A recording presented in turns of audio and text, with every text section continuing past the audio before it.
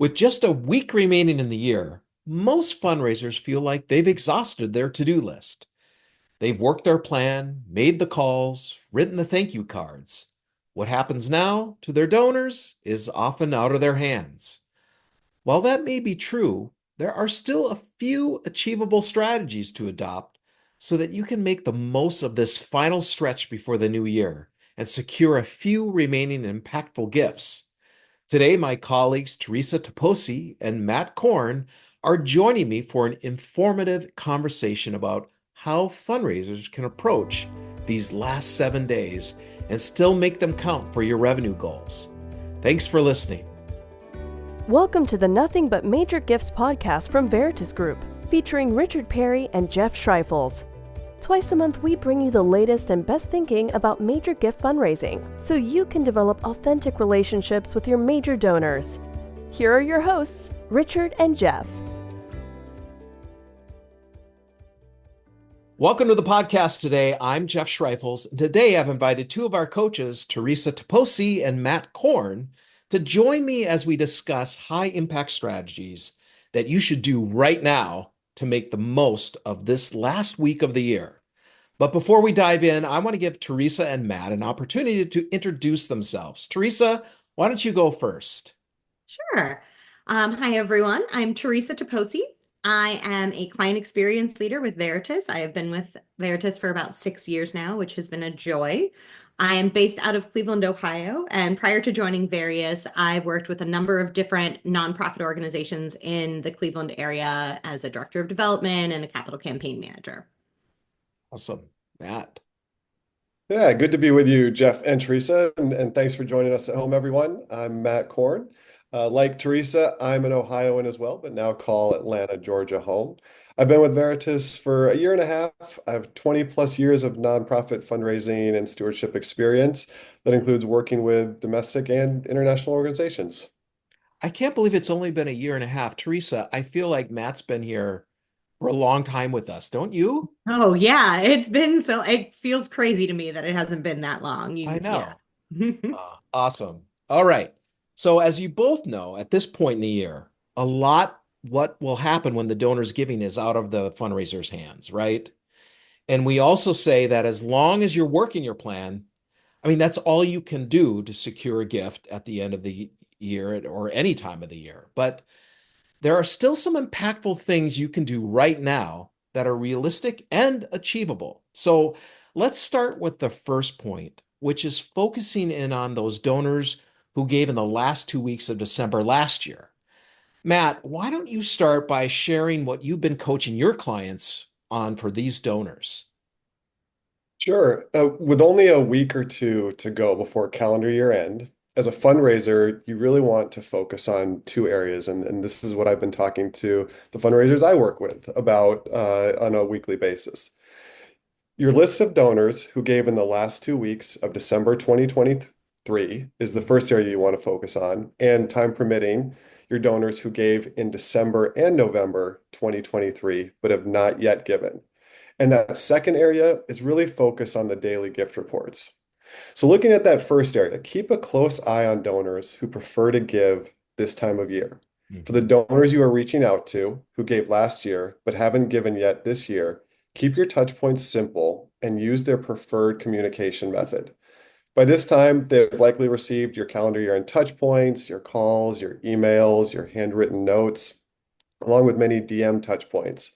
This final touch point can be a short and simple check-in, a thank you, a quick impact story, or a holiday message. With so much going on during the holidays, it can be helpful to remind your donor about the impact of their giving to your organization. So it's all about cutting through that clutter. I cannot agree more, Matt. Like this, I've been telling all my clients, your donor's attention span is tiny right now. Like they got a lot of stuff going on. They're getting a lot of noise. If they give to you, they might give to other organizations and see the same thing. So making sure you speak to their communication preferences and build it up that they'll respond to you even if they don't see everything else. So that's what you want to focus on there. Absolutely, Theresa. And why do donors give? It's because we ask them to give. Mhm. So never going to hurt to give them that reminder. That second area, also be looking daily at the gift reports. There are a large volume of gifts this time of year, and it's easy to fall behind on tracking your gifts. One of the worst things we can do as fundraisers is to call a donor asking for a gift, and that gift has already been received. Can create some awkward conversations. So really keep an eye on those the daily gift reports. For those of you using Veritas's DEP, which we highly recommend, by keeping revenue updated daily in your DEP, you can then easily sort by the variance column to quickly track your highest value donors that have yet to give. This helps you prioritize outreach to your donors at calendar year end. Again, this is something I am doing on a weekly basis with the Mhm. fundraisers I am working with, and it's unbelievable how much it helps them prioritize their outreach at year end. One final thought, if you have any donors who said they would give through a DAF or stock, you'll also want to keep them updated on whether or not you've seen that gift come in.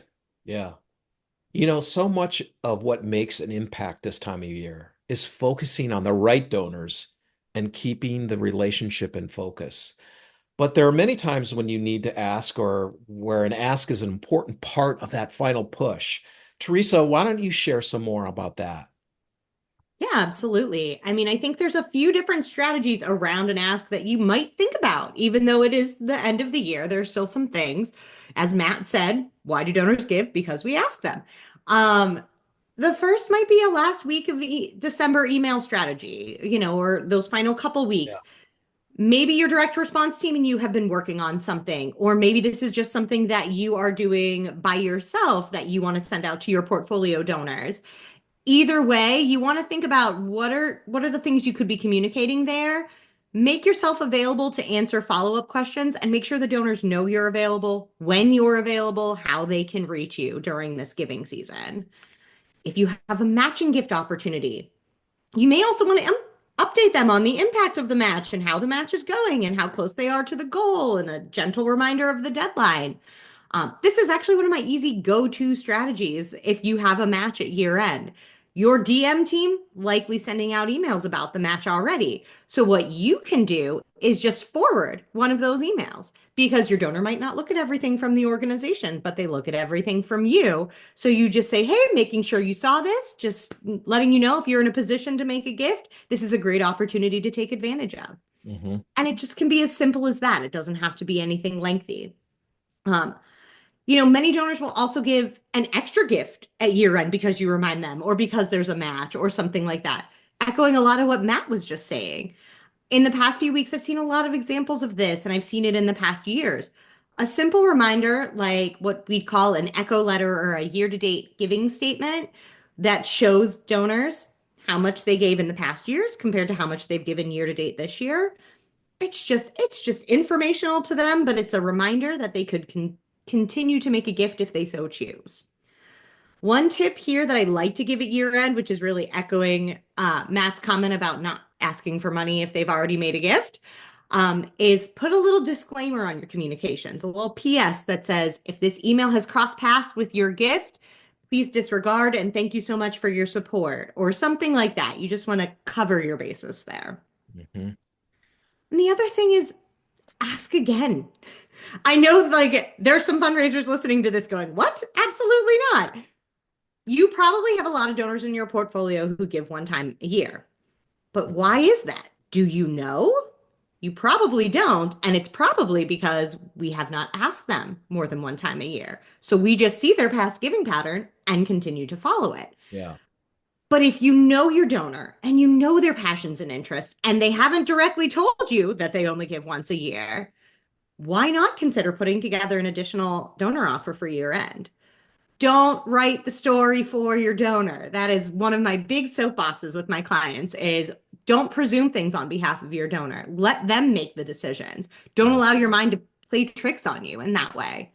You know, one of the most important things to remember about this is that your need is real. Yeah. If the need wasn't real, you wouldn't be asking for it if your organization couldn't spend that money. So if the need is real and your donor has a passion for supporting that need, then just present them with that need, make an ask, and let them decide. Yeah. The worst they can say is no. Yeah. So, I know. And we forget that. We have this, we just think that donors will only do this one thing, and we get in our head and we don't challenge our donors to do more. And we would be surprised, especially if we have a compelling need, right? mhm. And we're matching that up with their passions and interests. Why not give them an opportunity to do more? Here's another thought. I was wondering what you two thought about this, but we're the last week of the year. I mean, some of our frontline fundraisers are not actually in the office.